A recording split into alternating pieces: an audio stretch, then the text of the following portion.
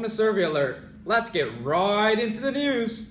In a recent survey conducted by Louise Arbour over the span of 3 months, we found out that our generation gives absolutely no except grade 12s about our schoolwork and our education. Thanks to a newly acquired assistant who obtained these files in which he should remain anonymous due to security reasons. Satawanta, file please. God damn it.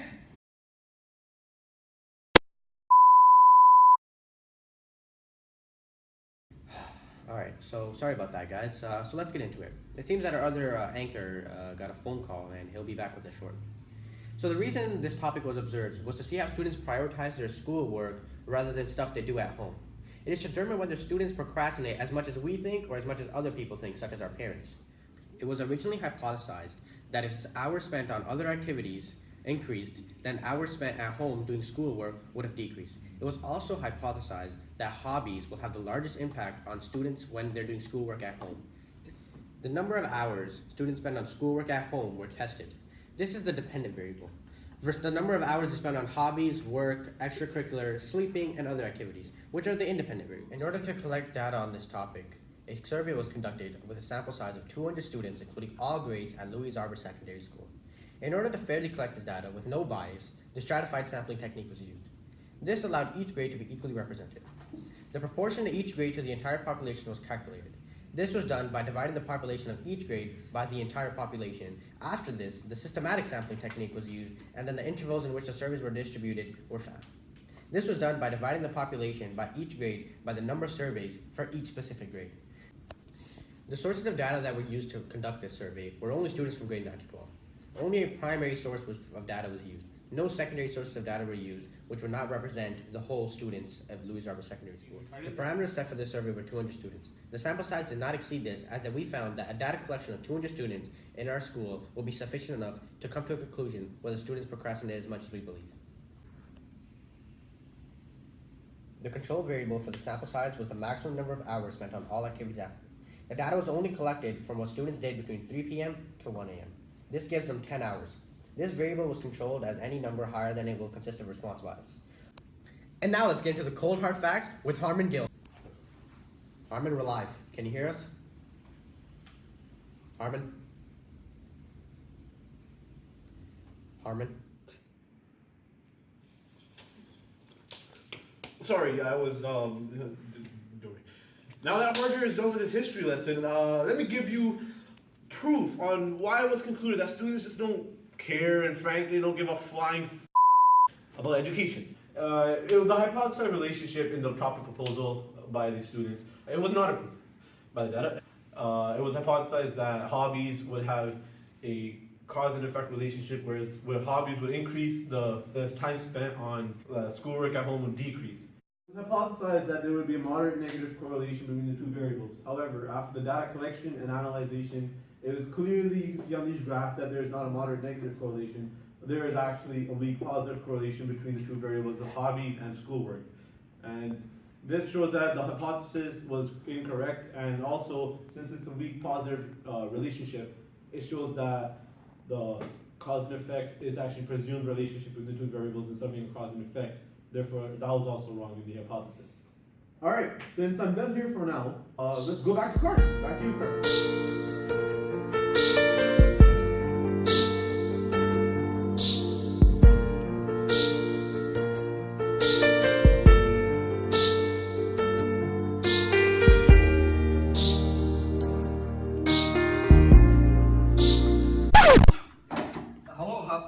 Hello?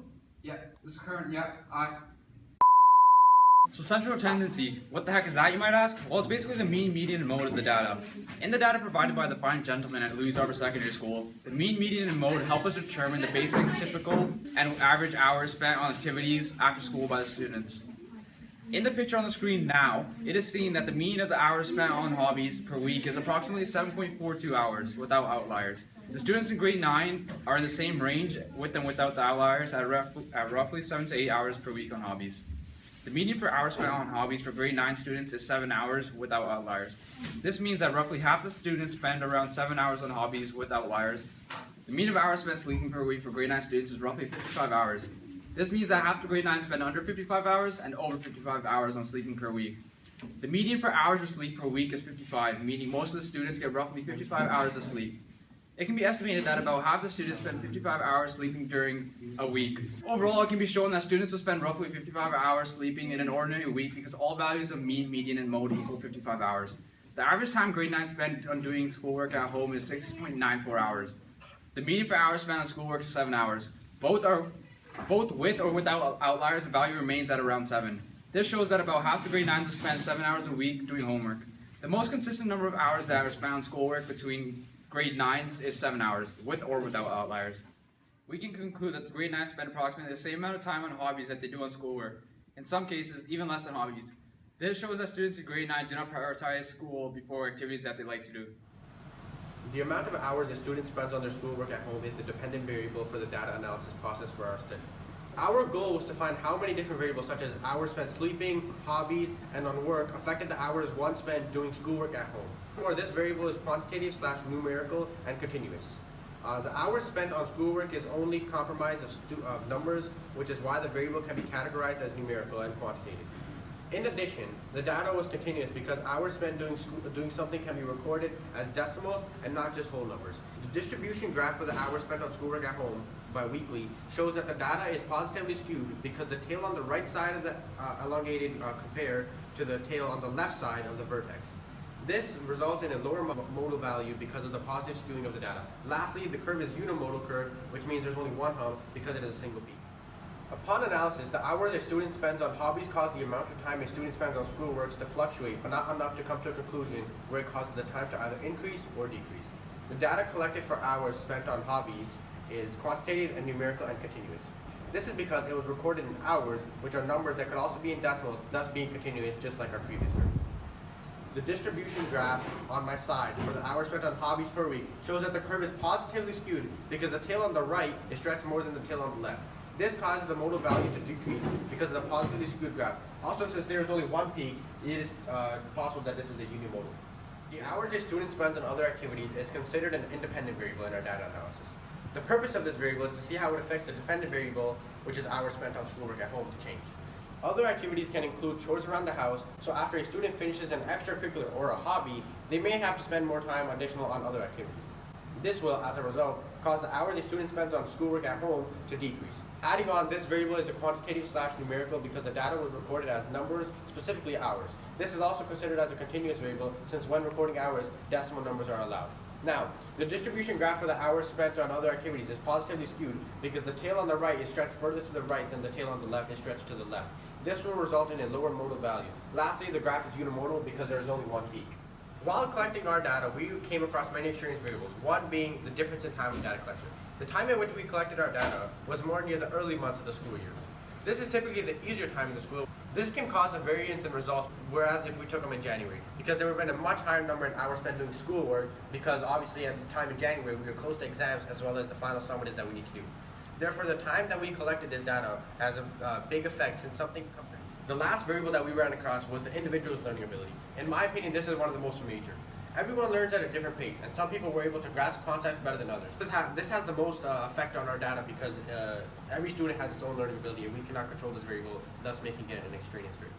It was found in the interpolation that if a grade 9 spends 8 hours on other activities in a week, they'll spend about 7.6 hours on schoolwork. With the extrapolation, if a grade 9 spends 18 hours on other activities, they will spend 10.5 hours per week on schoolwork at home.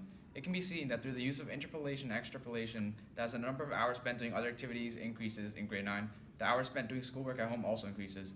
Increasing the other activities by 10 hours causes about a 3-hour increase in the time spent doing schoolwork. Comparing this to interpolation and extrapolation with hobbies, it can be concluded that other activities have a larger impact on hours spent doing schoolwork. This is seen because the difference between both extrapolation and interpolation x values are 10, with both variables and the y value. The hours spent doing schoolwork ultimately has a greater change with the other activities variable. It was found in interpolation that if a grade 12 spends 2.5 hours on activities in a week, they'll spend 18.8 hours on schoolwork. With extrapolation, if a grade 12 spends 11 hours on activities, they'll spend 18 hours per week on schoolwork at home. It can be seen through the use of interpolation and extrapolation that as the numbers of hours spent doing another activity increases in grade 12, the hours spent doing schoolwork at home also decreases. Even though it is a small margin of decrease, it is important to notice that grade 12s are cutting back on other activities. This is reasonable because grade 12 is an important year for grades, so it has to be a time where they prioritize their schoolwork. The reasons why extrapolation with grade 12s comparing hobbies led to a positive correlation is because it is usually the extra things that are left to do that can be placed on the bottom of the priority, whereas hobbies are more important. So it does not affect the amount of time that a student spends on schoolwork as much because they have planned around the hobby. Other activities that can be unexpected and unplanned lead to the time being lost that could have been spent working on schoolwork at home. Now let's get down to the probabilities and odds of this project. So first let's talk about the hobbies. So in order to better present this to you, we've created a question. What are the odds in favor of, against, and probability of a student spending less than 5 hours per week on hobbies? As the grades get higher, odds in favor of and the theoretical and experimental probabilities in favor of students spending less than 5 hours per week or about 0.7 hours per day on hobbies gets more and more likely. Because as you can see right here, in grade 9 and grade 10, nobody had less than 5 hours spent per week on hobbies. Only 12 students out of 51 surveyed in grade 11 having less than 5 hours spent on hobbies. And in grade 12, 42 out of 58 students having less than 5 hours spent on hobbies per week. Now, this can only be attributed to the workload and just how the student's mindset changes. Let's talk about the other activities, which was our other main variable.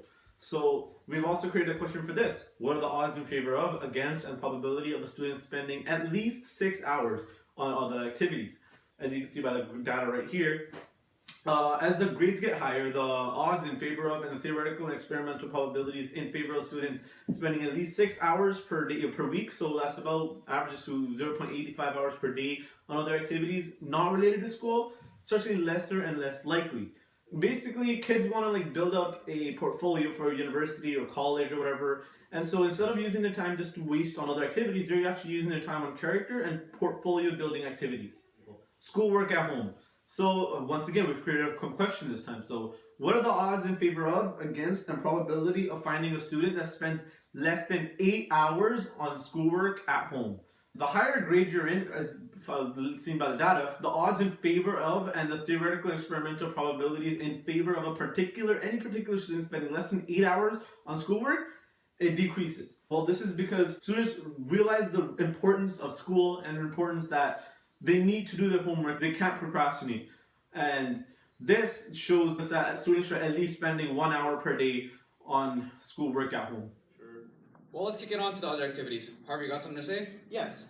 So many students come home after school and relax on working after a hard day of work and other related stuff.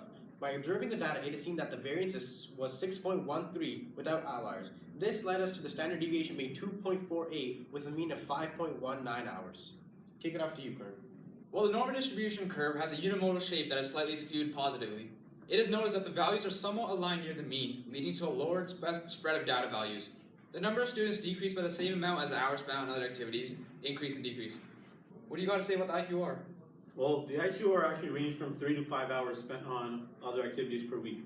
This shows that the data was mainly concentrated in that range. Go on to the percentiles, Harvey. According to the percentile calculation, the 85th percentile gives us a value of 7 hours on other activities without outliers. That means that about 15% of students spend far more than just 7 hours on other activities outside of schoolwork. Yeah, well, did you guys know that the z-score was a value of 13 hours and it was calculated to be 3.15, which means that the students who spend 13 hours on other activities per week is 3.15 standard deviations above the other students? Damn. Spending 13 hours on other activities must be something done by grade 12s, as there's much more possibility to spend time on since grade 12s have access to cars. Yeah, I told you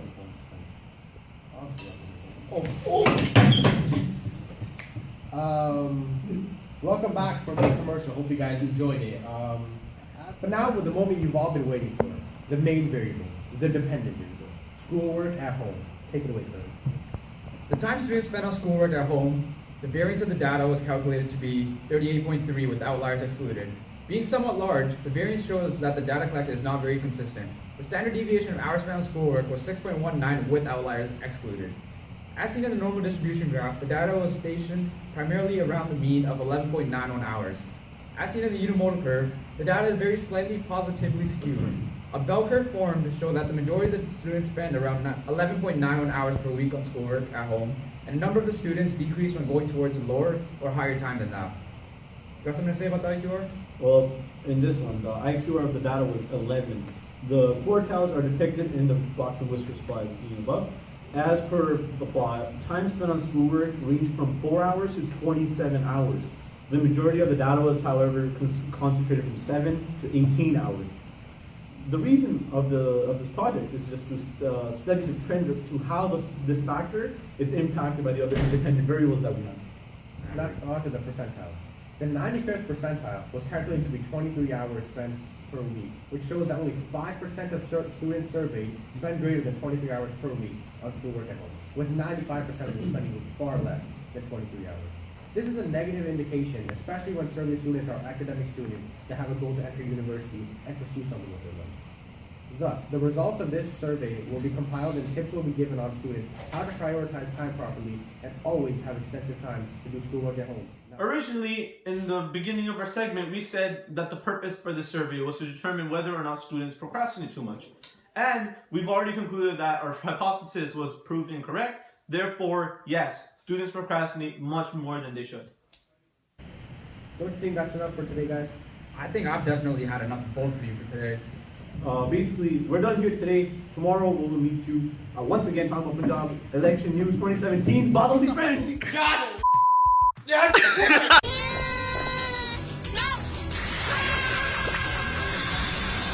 Let's get right into the news. Alright, as you can see right here. Chill, man. Now that let's compare it to the veterans back team. Now that was for the. Now that was for the. Oh my. You want me to put my language? You stupid.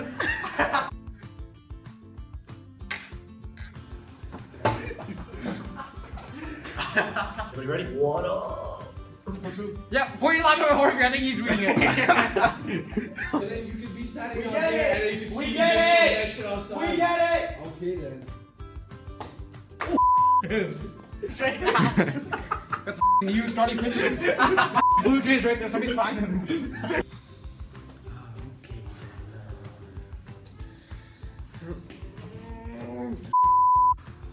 Doctor, no wait, no, what am I saying? No.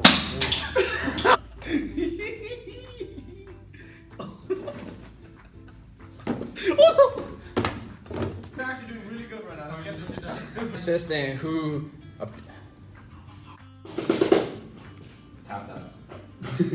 Modal curve, which is minimally negative, which is a minimum. What the that? Can you record? They may spend more time relaxing with friends after school rather than just simply doing schoolwork. I remember that. I couldn't agree less. More.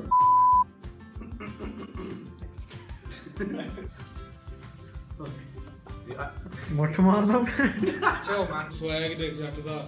Fuck the hoodie, the headphones, everything. Swagger, swag. And more of the data in some middle school math. In the data provided by the fine gentleman at Louis Arbor Secondary School, the mean, median, mode help us determine the basic meaning and average. Seeing that the mean hours spent on Dog life.